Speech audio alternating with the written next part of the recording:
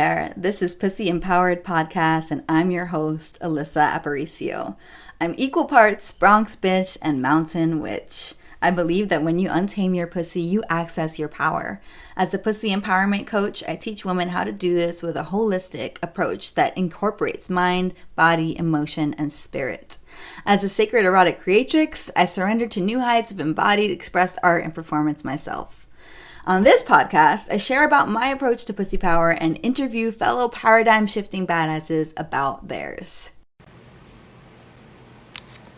Hey everyone, we are back for some more demystifying stripping and decolonizing sexual empowerment today. Today's guest is Jozey.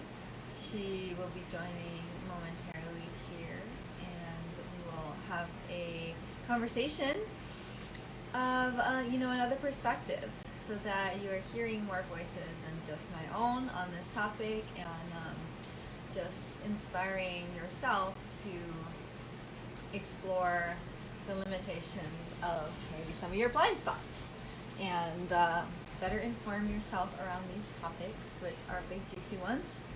And as soon as she joins in here, we'll join her in the conversation. Hi. Welcome. Thank you for having me. I'm excited that you're here, and this Me is our too. first verbal conversation together, which I find always interesting, but I'm glad that you're here. How are you today? I'm good. It's such a gorgeous day outside. I had a really good time tending to my garden before I hopped on here. Awesome. Well, I'm glad you got some outside time and some vitamin D and all that good stuff. Yeah. So can you hear me all right? Yeah, I can hear you good. Yeah. Perfect. Awesome. So I'm going to just introduce you first off before we dive into the conversation here. So Jozey is a stripper, an online cam girl, a performance artist, and also a board member of Soldiers of Pole, which is, we'll get more into what that is and all of the powerful effects that union has created for strippers. But did I miss anything? Is there anything else you want to say about who you are? Yeah, and what you're about? We recently changed our name to Strippers United, which is a really exciting thing, and we can go into that. Awesome.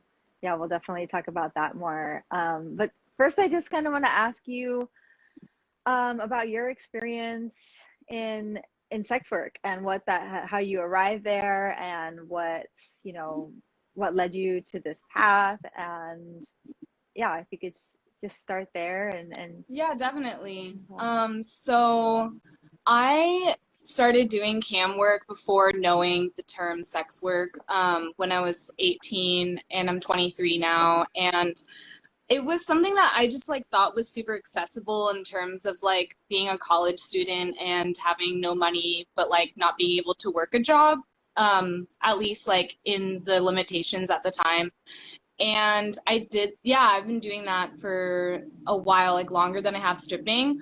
But when I found stripping, it was really through my love for dance and my love for movement and expression. And I was a performance artist already, and I really valued just having an audience and having that effect to create joy and pleasure and to experience that while I perform. And it was a friend of mine who saw me on the dance floor at an ecstatic dance, and she just saw the way I moved and was like, I think you'd be really good at dancing, at stripping. And I was like, oh, well, I'm kind of in a money crunch, and I decided to try it out. I started dancing in Reno, Nevada.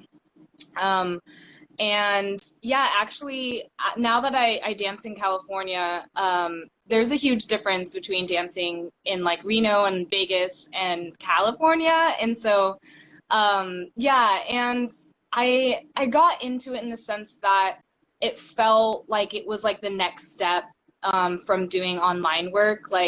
It just felt like that was the element I wanted, was more in-person connection and more of a community in terms of working with other people who dance and do that kind of work. Because the online world is very isolating because they don't make it easy for you to connect with other creators and content creators and models and stuff. And yeah, and so it was kind of like I just threw myself in there, and it was a challenge at first, but I feel like because I did have a dance background, I felt confident in that element already. Whereas I can't imagine not having that dance background and just being kind of thrown in the mix. And yeah, and also like being able to speak Spanish was also great because I could have another clients like who maybe other clients can't communicate with, like I was able to communicate with them. And so yeah, I mean, I arrived at it at a very like difficult time in my life where I was kind of housing insecure, and I didn't have like a stable place, and so I would just stay at a hotel and work and then like kind of go back and forth between a small mountain town I was living in Reno. So yeah, that's a little bit how I got started. Thank you for sharing all of that. And so you mentioned that you speak Spanish. I was just interested if you would share about your background, and Yeah, that's something that we're so going to talk about more. yeah, of course. So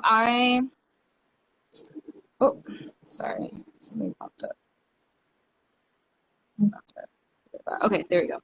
So I think this is going to really be a huge piece of like what decolonization means to me, is because my mom is an immigrant from Guatemala and a refugee, like an asylum seeker, basically. And she actually just got citizenship after 23 years of being here, which is such a privilege in of itself. But for most of my life, up until like a couple months ago, that was like an uncertainty. And so I think assimilation made it so that my mom felt like it would be better for me, or I wouldn't be so much like an outcast if I didn't learn Spanish like as my first language. I mean, I did until I was like 5. And then going to school, like there was this like embarrassment of my mom talking to me in Spanish that was kind of like imposed on me, especially from my white side of my family, and just like the racism from my white side of my family towards my mom created this kind of dichotomy where it was like whiteness was definitely centered. But now that I was able to live in Ecuador, and I did visit Guatemala when I was little, and all my family still lives there, and I still talk to them. And some my family came over here, but it actually made it so that I wanted to prioritize that in my adult life, is like learning a second language. And my mom and I do talk together in Spanish, but it wasn't like my brother and dad, who are both like white passing, didn't really want that in the household as much as I did. So it's kind of a weird way that I've experienced like assimilation culture of like trying to suppress our roots so that we can be accepted and that we can face less discrimination if we like position ourselves closer to whiteness, if that makes sense. Totally makes sense. Yeah, Yeah. I can just see how that played out in so my grandparents were immigrants, and my parents had the same experience around language when they were growing up. It was very much like we speak English in the house. But then it came to my generation, and my grandparents were adamant that I learn Spanish, and they wanted me to connect to that. And then it was an interesting place to navigate, like, you know, feeling this distance from my identity and feeling in between worlds. So I know as the child of an immigrant, that's like a different experience, relationship. But I totally hear where you're coming from around like finding yourself in a world that is centering the white experience, and Yeah. where we are in that. But when you were growing up, because I know that we're going to talk about also about religion and that impact. that is had in your relationship with sexuality. Were your parents very Catholic, or was your family Yeah, Catholic? so my mom was raised Catholic, I believe, or I think at some point she like lived with the nuns. Like that's how she like Yeah. when she came to the US, like she lived with the nuns because I mean there was nowhere else really for her to go and she felt safe there. Like she felt like they could offer her some sort of protection. Which is kind of ironic in some ways, but I mean, anywho, so and my dad was not really raised Christian, but just became Christian, I guess, in his adulthood. And then when they met, she kind of adopted into Christianity. And so even though I went to Catholic school, like there wasn't really like Catholicism in my family. In fact, they like would kind of condition me to be like Catholicism is the wrong way compared to like born again or like I guess like I don't know, just what Christianity is today. And it was kind of interesting, but yeah, like I think Catholic school actually did the opposite of maybe what my parents wanted it to do.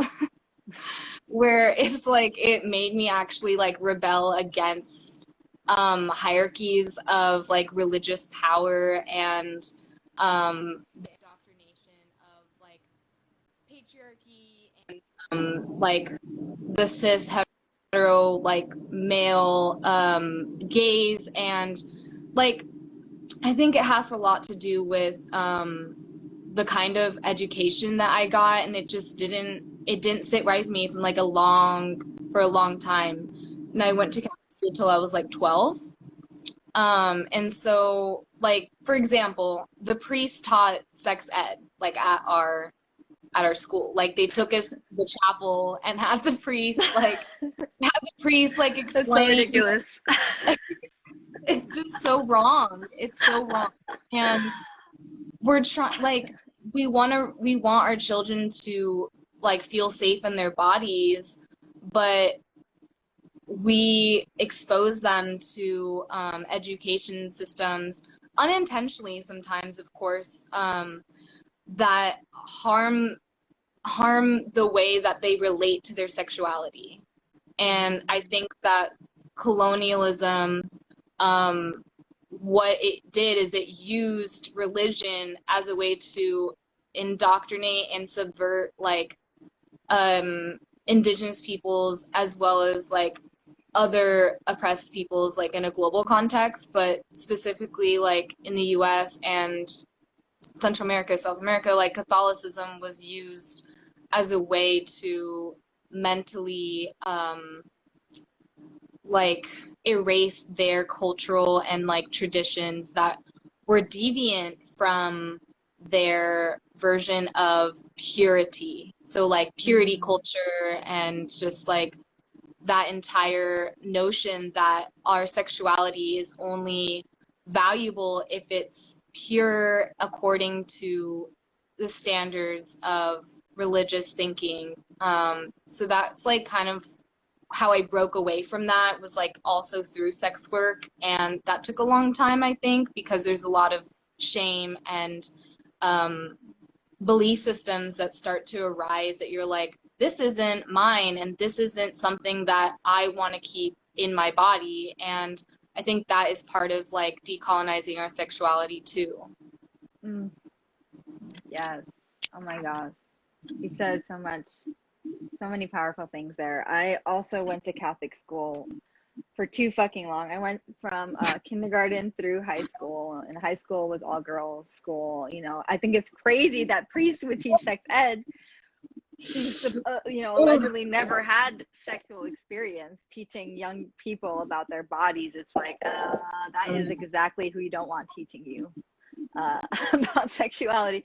And I have I can remember like conditioning, and I remember I had a morality class, and it wasn't led by a nun, but she was practically a nun. she taught us, she brought out this candle and she goes, this is your sexuality. Like she had it on a flame, right? And then she said, when you touch yourself, turning out your own inner flame. When you have sex before marriage, turning out your own flame. And I'm like, what does this kind of messaging do to a young person's brain? I mean, I mean, and I didn't grow up, my family wasn't necessarily practicing Catholicism. And it was a privilege that I got to be in a Catholic school. And they sent me there because of like the education dynamics of the Bronx and it just being a better education, and they had the privilege and the means to provide that to me, and I am grateful for that. And like same, the way, I mean, we prayed all day, and like the way that we just constantly were like putting these subliminal messages around what's sacred and what's profane, or not even subliminal, like outright explicit messages as well. And it's taken a long time to deconstruct that. A long time. And and I can relate to just get how through the body, you know, our body stores so much in terms of trauma, in terms of like our ancestral connection, you know, the womb space being a place of connection to our ancestors, and sexuality being literally the means that we got here through our ancestors. You know, I have found that it has been through embodiment, through embodying my sexuality, through pushing up against those edges that I find within myself, that has been liberating. And it sounds like you've had a similar experience. Yeah, I think like something I want to say about decolonization is that there's an article called "Decolonization is Not a Metaphor" that I always try to refer to when I talk about decolonization or even think about it, is that our connection to the land and indigenous people's connection to the land, including Black folks, because they are indigenous, of course. And that is very, very tangibly connected to like liberation, and how that process will look like is really like actual physical land that people can reside and create those connections to the land with. So like decolonization ultimately is about returning land to historically oppressed peoples. And so I just want to like mention that, because what colonization did is what it like, it turned land into a commodity, and that also in turn basically created a context for which sexuality was simultaneously exploited and simultaneously subverted and suppressed. And so it's kind of very complex, but I think that the reason why colonization succeeded in the way that it did is because our connection to sexuality isn't just like sex, but it's also that energy of like pleasure and abundance and connection and creativity, and like having relationship with all of our parts of ourselves, and also relationships with our neighbors and our just community. And land is a huge part of that. If we don't have land to commune on, or we don't feel connected to our bodies because we don't have land to feel that connection, like I think that's very much like a part of feeling into your body, and feeling good is about feeling the context around you that supports that pleasurable experience. And that's what I think kind of enters stripping, where it's like these environments, like with their flaws, of course, because that's why strip clubs, we need to do a lot of work, but what we're doing is we're reclaiming space in which we can feel pleasure, and that in itself is like what I find empowering. Wow, I love that this connection, bringing land into it. Like I hadn't thought about it in that way, so that's really illuminating. And having a space, you know, sacred space, not necessarily in a religious way, but in like a space that's safe, safer than I think I felt safer as a woman in the strip club than I feel walking down a busy street. You know, there are people looking out for for the most part. There is security in a strip club setting. There's the boundaries you have. Other dancers, like Other dancers. yeah, I think, yeah, other dancers, like for sure. I feel like we have to, I don't know, we kind of have to collaborate in that way to take care of each other. Mm-hmm. Yeah. And it brings me into like the line of thought around the feeling of a disconnection from the land once your family has immigrated and went to a different place, where you're now having to conform to these ideals, Puritan ideals specifically, but your relation, like, and I'm saying but I'm speaking about mine, and maybe you resonate, like my relationship to my body doesn't fit into the ideals that are presented, the puritanical ideals, and it's like almost like a deeper knowing, a deeper connection to something else. But but stepping into that in and just being told not to move your body in a particular way, not to dress yourself in a particular way, when your own ancestors use that as celebration, as like fertility ritual, and as nature, just like celebrating their part in nature, and then navigating that. I'm just speaking out loud here, so navigating that being such a mindfuck. Yeah, I agree, and it's very complex, and there's like so many layers to it, as like my ancestors are not indigenous to the land I reside on. Like as a settler, like I have to be responsible in the way that I show up, and I think a huge part of that is like giving labor and effort to the indigenous peoples, like of the place that you're living. Like for example, like where I am, like I'm on the territory of the Hotchman tribe, and I volunteered to help, like basically we had to collect a whole bunch of historical documentation that basically proved to the settler colonial state, that is the US, like that they've been here, which is just, that in itself is just so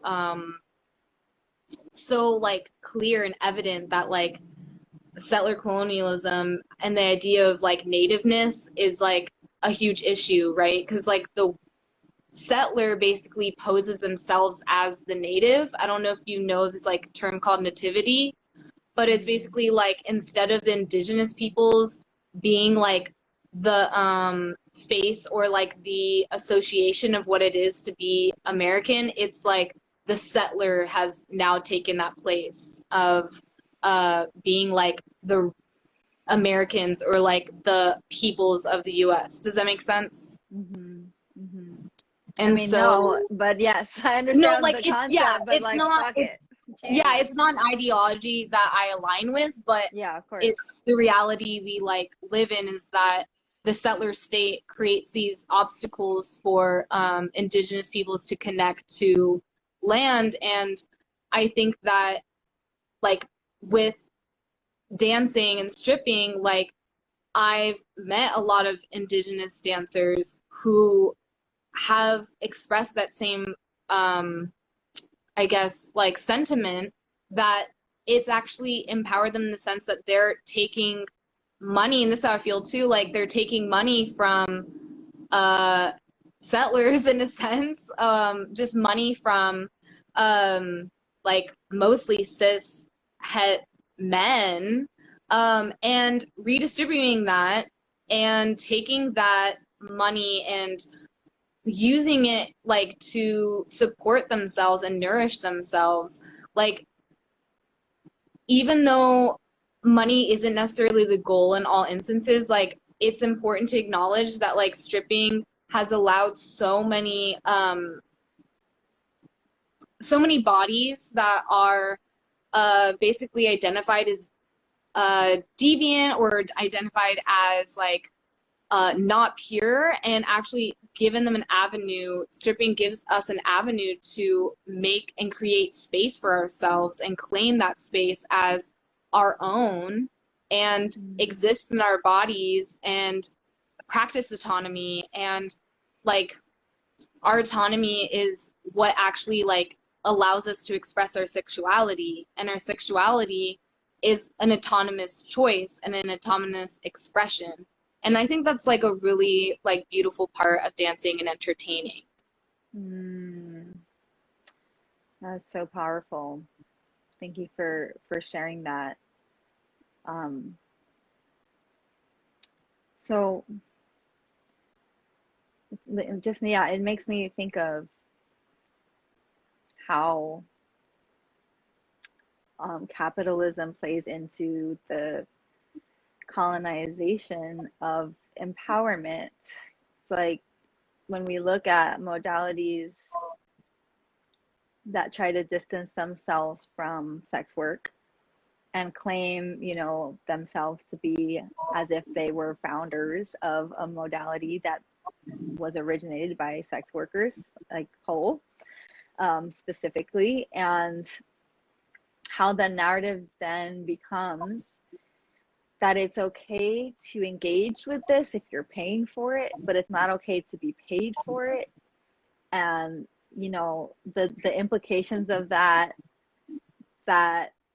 perpetuate that colonizer mentality. Yeah, it does. It does. And I think it's like ingrained in us to like, I mean, it's okay that pole dancing exists outside of stripping, but it's not okay that the way it exists, if it's existing in a way that doesn't uplift like the original creators and founders and like support them, and like there needs to be space that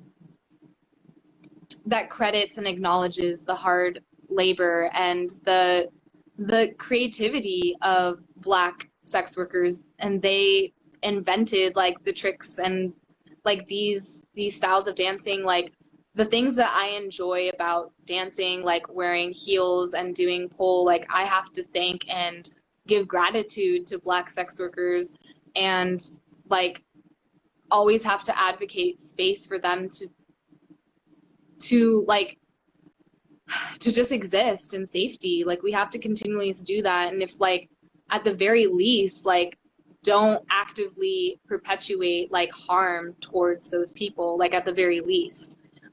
So yeah, I think that like colonization, of course, like the closer you are to whiteness, the more privilege you have. And so like white women who do pole, like they get all the benefits, while Black women who do pole work at a strip club like receive the downsides of that. And like that's a very like huge polarity that we need to close by like decolonizing and demystifying and destigmatizing stripping.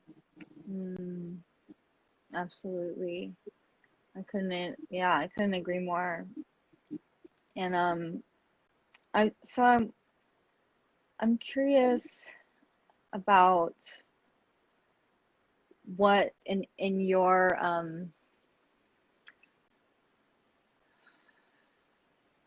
from your perspective, what is an appropriate like way to be an ally in this space?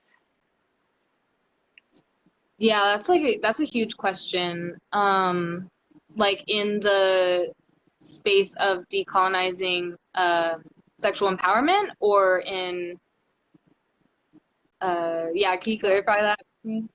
Yeah, I guess so.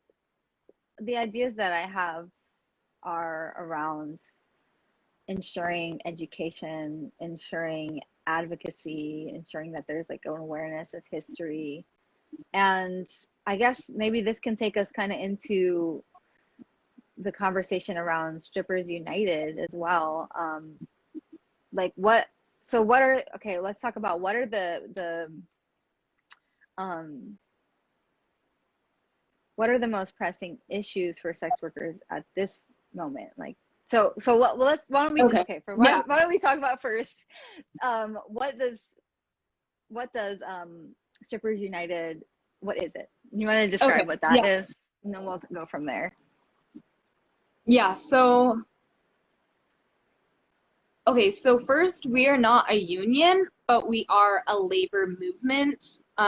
So we advocate for labor justice, and we acknowledge that labor unions have historically been used to as a means of maintaining or of gaining rights in the workplace. So So our main goal right now is we have a few different projects actually. So one of them is how we're actually navigating this online space now that strip clubs are basically closed, and then the ones that are open are very dangerous in terms of COVID risk, and just a lot of them are now underground and unregulated completely. So one of the projects that we are launching that I'm a part of is our virtual union or V-Union campaign, that we want to create a basically mix up of OnlyFans, like I guess how we would use Instagram, Reddit, and like Tumblr, like kind of just like a mashup of what we like about social media and what we like about campsites, and what we like about our Zoom capacity to do shows. So we want to create a space that's like, it is a virtual union. So it's opt in if you want to become part of the union. And it's definitely in like the beginning stages. So that's one way that we're trying to work towards our goal of facilitating a successful union that is open to people who do work online and who want to entertain online now that a lot of that entertainment has gone into a space that's virtual. And secondly, like there have been campaigns at strip clubs, and there are organizers all across the country, and might be a couple internationally, like in Canada, and there's definitely in Europe a huge movement for labor rights in the strip club. And like, obviously there's a lot of things that are on pause right now with strip clubs having been closed for so long, and some of them might not even open again. And also with like actual policy where like Prop 22, there has been like certain legislations that do affect strippers and gig workers that we collect information on and try to distribute that information. And most recently, like one of the things that I'm involved in is co-hosting a stripper locker room every month, where people who dance can either they have stripped or stripped now or haven't since the club's, like anything. Like if you've stripped, then you're completely welcome, and cam models too. We talk a lot about the strip club, and that is just really community building, and I think a huge part of like right now what Strippers United we are aiming to do is building community, because that's very important. And because we're such a young collective, it's going to take time for us to do that. But those are some of the things that kind of are on the table for Strippers United, and I'm glad that we had our name change, because I think it more accurately describes like what we do. We're trying to like unite strippers, whether it be a union or other ways that people imagine improving their workplace. I think that ultimately dancers, strippers, sex workers know what they desire in their workplace, and we're just there to like support and help facilitate that process. And yeah, so that's like a little bit about Strippers United. Yeah, thank you for sharing about that. It's I think important to acknowledge the actual struggles of current sex workers, because I think it's part of this, why this conversation around, part of why this conversation is being had right now, and like all that has come up to the surface recently, and with this movie that came out, that, you know, it's not just a theory that it's dangerous to continue to perpetuate these stigmas. It's like a real life situation that women are actually, not only women, that sex workers of all kinds are actually dealing with in real time. This transition to the internet, then the reality that spaces on the internet are just not welcoming, even when it comes to the legal work of stripping, that, you know, even when it comes to just linking out to other places where you do other work, and so that it's not theory, there's actual real lives being affected by this stigma that's currently in place. Of course, and it's affecting people's livelihoods because they can't pay rent and do like the necessities, and that's part of why, like, that's one of the main reasons why we're doing our virtual union, is because these sites are taking so much money, like so much money. Like, you get a $10 tip and you're making like, it's an automatic $2 that you're getting like subtracted, and it's 20% of whatever you're making. So like, it adds up, you know what I mean? It really does. And considering that, like, you do have to like invest in creating good content with like cameras and whatever you need, I mean, they shouldn't be taking money at all. You know, we shouldn't have to justify why they shouldn't take money from us, because like, they have advertising, and advertising, just like in the strip club, they sell alcohol, they're making bank. You have a site that has advertisements for like thousands of people who are going on that site, like, you're going to make money. So there's no reason to take money from sex workers and strippers that's justifiable or ethical, you know? So that's like one of the reasons why I joined Strippers United, formerly SOP, is because like the house fees, which are really like very misleading, we're just going up and up and up. Like, it used to be $60 to work, then it went up to $75, now it's $160, and it's not gonna get better unless we do something about it. And everyone's capacity is different, of course, based on like the privileges you have at your workplace. But hopefully, like, as a united front, we can collaborate and come up with like creative ideas for how to improve our work conditions and end the taking of our money and fees and mandatory tip outs and things like that.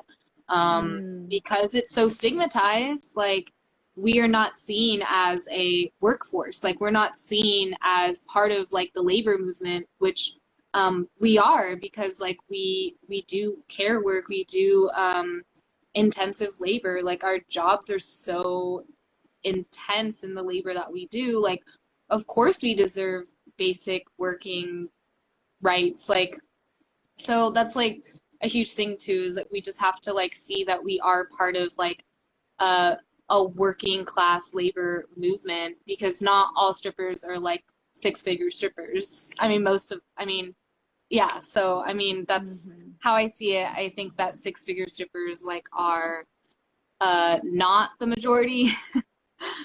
So yeah. Yeah, thank you for breaking that down for us. And I just want to clarify, because I don't think a lot of people know, you know, the general public doesn't really know about house fees, most likely. And what house fees are is that payment that you pay to the club, that is mandatory, that you pay just for showing up. You pay them to work there. And this was, you know, it's changed with Prop 22 a little bit, the dynamics of that, but for the most part, it's and it's a large fee, not just like, it can go, well, it can range anywhere from $20 to $100 or plus, you know, depending on what sometimes more. Yeah, like it's very like, yeah, I think, yeah, Prop 22 didn't have as much an effect as AB5 did. And it's very like a very, it was, the implementation of it had very, very, how do I say it? Like, had very unfortunate consequences, and it didn't it didn't help us in the ways that I think it could have. And the implementation of it created a lot of leeway for club management to use it in a way that didn't give us like that upper hand that it was supposed to. Like, instead of us getting paid our wages, they're basically charging us a higher house fee to pay our own wages, which is not how it's supposed to be. We're supposed to be making whatever money we made before, plus hourly. Like, that's how it should be. Like, whatever money we make, plus we get paid hourly because we're showing up for our job.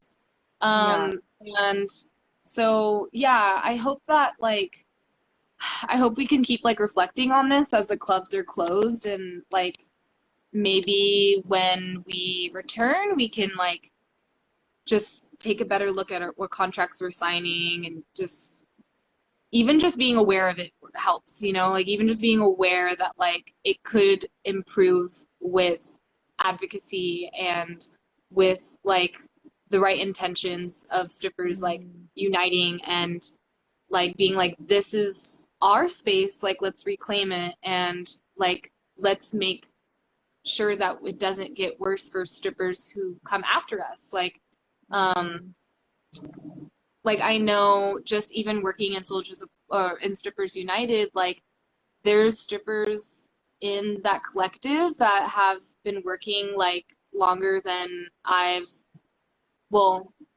as maybe at like 20 years, like almost as old as I am, and like they've said that house fees used to not be like a thing, like it wasn't even a thing, like wow. And now they exist, and then now they're getting bigger. So I think that's even like a telling story of like how important it is to advocate for stripper rights and sex worker rights and labor rights. Absolutely. So what, now back to the question that I think I asked out of order, which is just like how can one be an ally to sex workers? You know, I think a lot of people listening in aren't necessarily sex workers. How can one be an ally from the outside? Do you? Yeah, that's like, it's so difficult. But first, I think that just respecting and seeing us as wholly multidimensional humans, like just seeing us for more than our like sexual services, like seeing that that is part of us, and also acknowledging that like we are fully human and that we have like like we are multifaceted, and that we are deserving of respect. Whatever work that we do is really important. And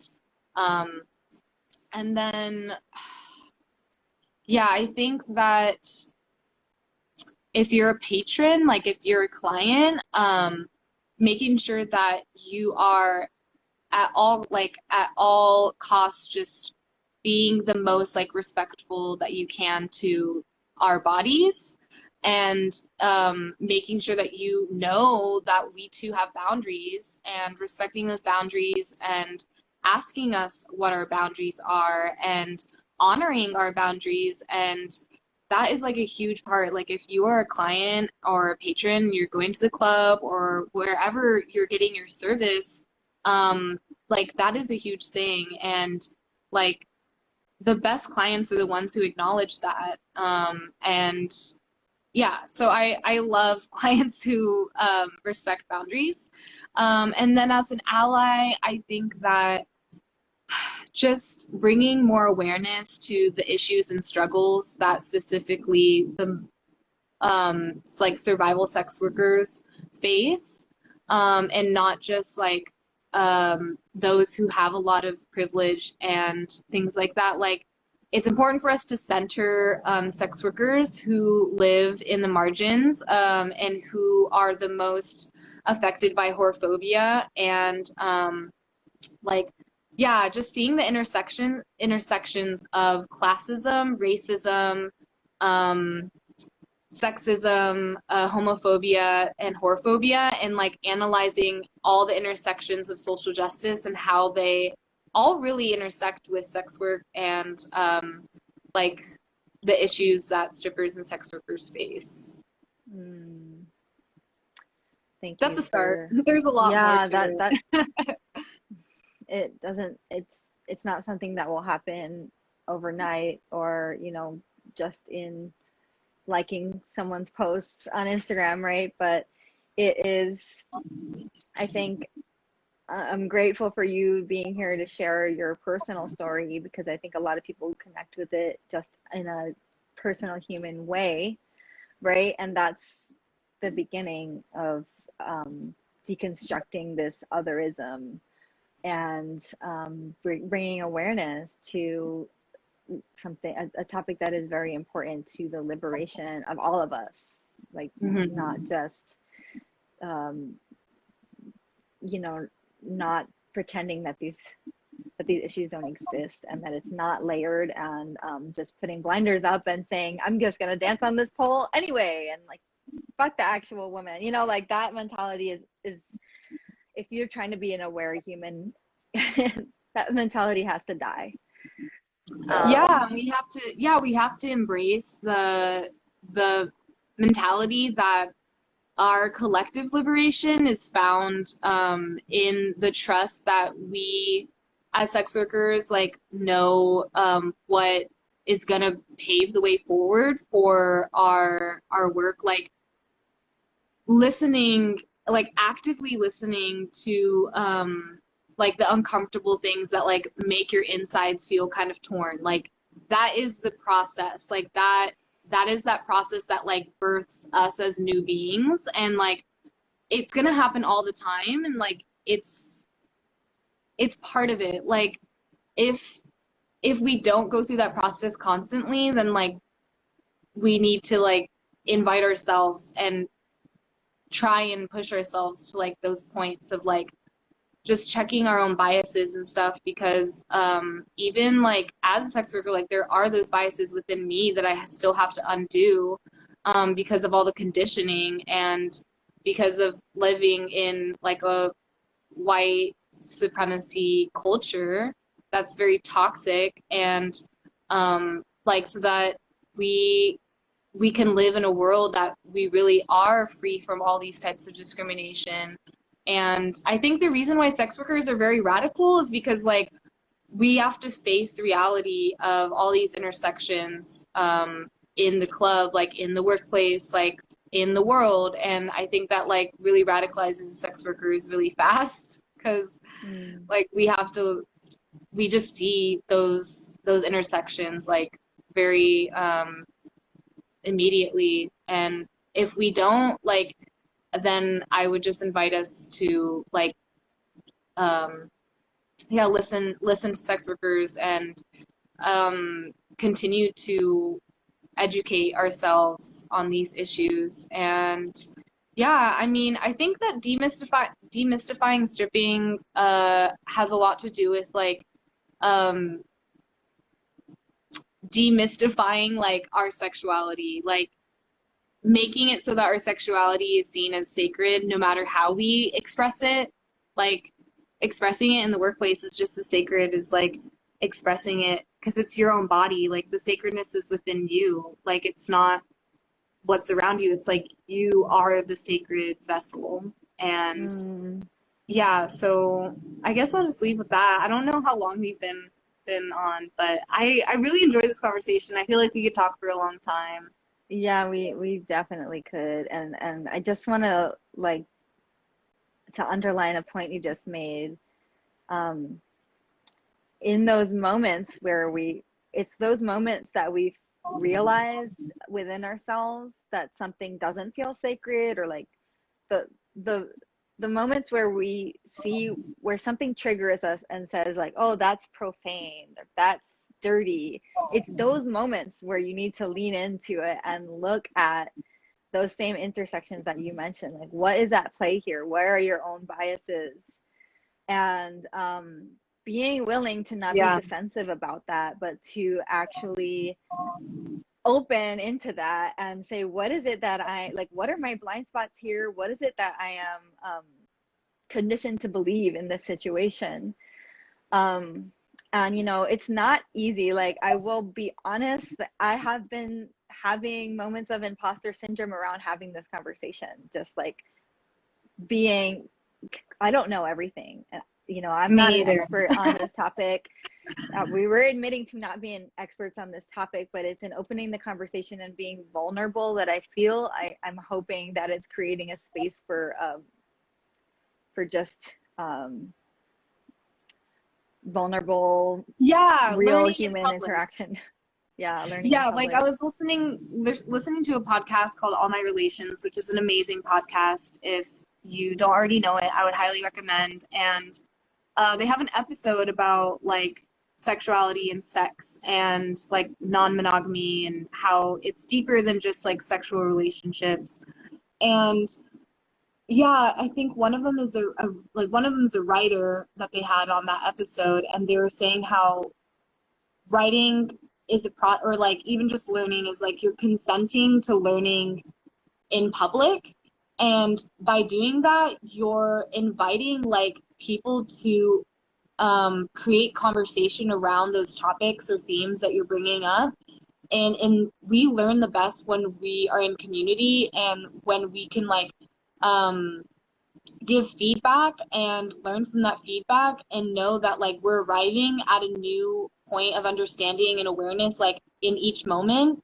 And we might look back at this and see that we miss things, and that's okay, because like we're gonna keep learning and growing, and like valuing people's feedback is like a huge part of learning, because we only have our own perspective that we've lived from, and it's important that we learn from multiple perspectives, even if when they're not our own, and even when it's uncomfortable and inconvenient and kind of difficult and challenging. And yeah, so I'm excited to hear people's thoughts on this conversation, and I'm sure that there are things that we didn't touch on that are very important because of time limits and just where the conversation went. So yeah, just feel free to like comment on things that y'all thought about in this conversation. And I really love this series, and thank you so much for having me.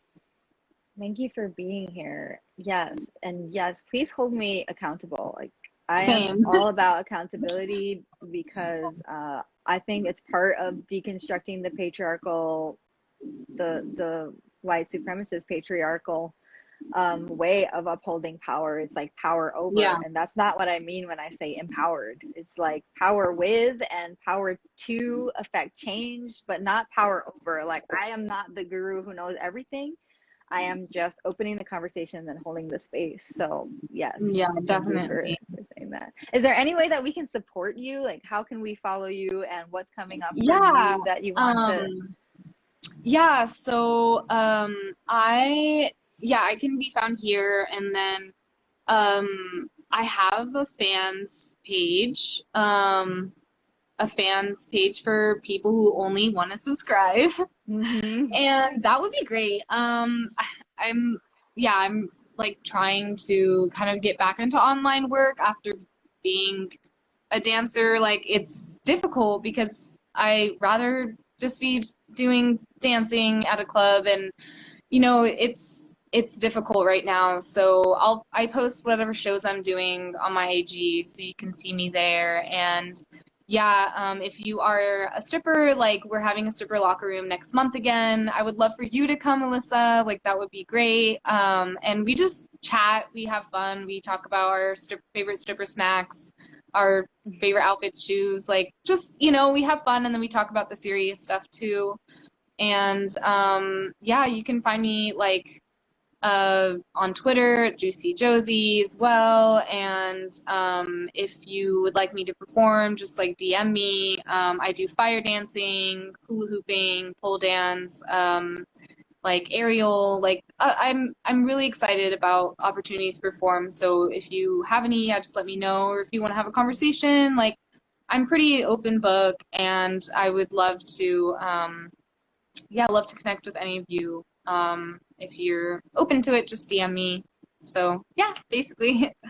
Sweet. Thank you so much, Jozey. This was really a great conversation. I'm grateful for your perspective and your openness here. And I will be sharing, if you missed any of this conversation, I'll be sharing it on my feed. It's most likely going to be a part of my podcast, Pussy Empowered Podcast as well. And yeah, you'll find more episodes, more interviews and conversations if you search around my IGTV or on the podcast about this topic and more. And if anybody feels called to join a dance party today, I'm having one of those in like an hour. So you're totally welcome to come, Jozey. But anybody else who's here, you'll find more about that on my feed too. So sending you so much love. Oh, here, Thank you everyone who joined in. I'll put my Cash App here. Oh yes, Cash App. If you feel called to tip Jozey, please do. By all means, support her. Money is like the best support. So thanks everyone. I appreciate it. Thank you. I'll talk to you soon. I'll put your Cash App in my story too for anyone who wants perfect. Thank you so much, Alyssa. Everyone have a great rest of your day. Bye-bye. Bye.